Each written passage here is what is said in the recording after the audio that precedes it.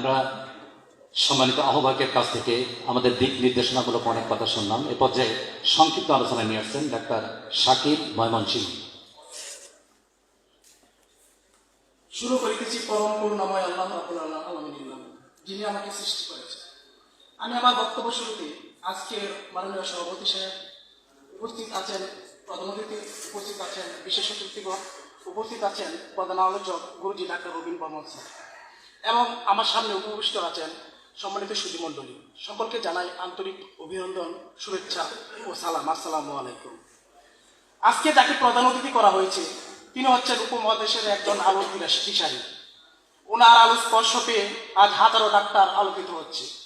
ওনার আলো স্পর্শ পেয়ে আজ আমি শাকির ডাক্তার আবির্ভাব ঘটাতে পেরেছি।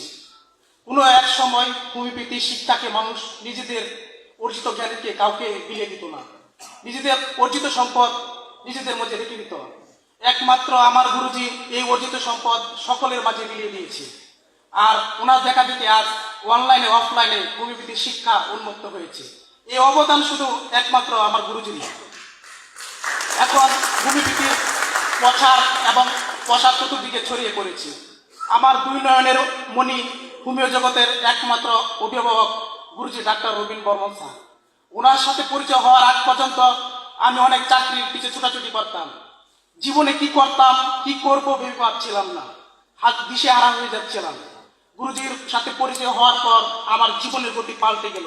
আমি হোমিও জগতে মনস্থির করলাম এই দুই নয়নের আদর এবং আমার হোমিও জগতের কান্ডারি গুরুজি ডাক্তার রবিন বর্মন স্যারের স্পর্শ পেয়ে আজ আপনারা আলোকিত হচ্ছেন।